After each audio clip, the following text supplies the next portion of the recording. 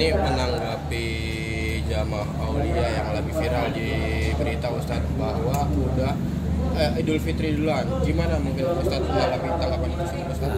Tentunya kita sebagai umat Islam amat sangat menghargai terkait masalah perbedaan. Namun semuanya perlu kita kaji. Tentunya juga ada dasar-dasar hukum yang berkaitan tentang masalah ru'yat dan hilal. Oleh karenanya kita menghimbau kepada Kementerian Agama atau MUI yang ada di daerah tertentu untuk tentunya bisa menganggap ini menjadi proses masalah yang bukan hanya dianggap perbedaan dan bicara tentang masalah saling menghargai, bukan, tapi lebih kepada konsep tabayun, sehingga jangan sampai nanti ini mengakibatkan ada pihak-pihak lain yang mereka tentu mengambil sikap memudahkan dalam beragama. Nah, ini yang bahaya. Akhirnya banyak nanti sekte, aliran atau golongan atau apapun itu yang mereka menentukan secara istihad sesuai dengan apa yang menjadi mau mereka.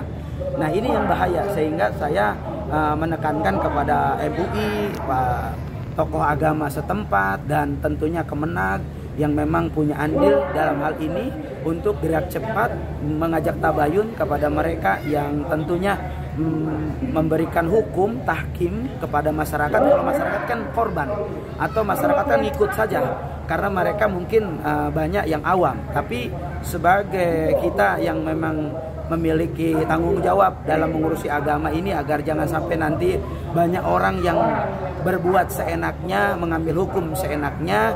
Nah, ini ada pihak tanggung jawab kita sebagai orang yang memang punya kapabel dalam masalah agama, juga memang punya tanggung jawab baik dari pemerintah, MUI, dan juga Kementerian Agama yang tentu segera cepat untuk bertabayun dengan orang yang memang membuat perbedaan-perbedaan yang tentu kita harus hargai. Perbedaan itu kita harus sejuk, kita harus hargai, tapi juga segera untuk bertabayun agar jangan sampai menjadi fitnah yang akhirnya menimbulkan pola-pola baru yang dilakukan oleh masyarakat luar. Tapi itu benar nggak sih Ustaz, di dalam berita tersebut kan dia mengatakan bahwa iya sih sudah ditentukan Allah bahwa Idul Fitri ini ditetapkan sekarang, sementara kita aja kan belum mengetahui kapan pastinya hari raya Idul Fitri tersebut. Nah, penentuan dari jatuhnya satu Syawal itu dengan dua jalur. Yang pertama jalur ru'yat, imkanur ru'yat namanya. Yang kedua jalur hilal. Dan ini yang sudah disepakati oleh para ulama kita, baik dari Nahdiyin, baik dari Muhammadiyah, baik dari semua organisasi yang tergabung dengan MUI dan Kementerian Agama. Ini memang semua sudah disepakati. Kita bergantung kepada ru'yat dan hilal yang ditentukan oleh pemerintah. Nah, ini.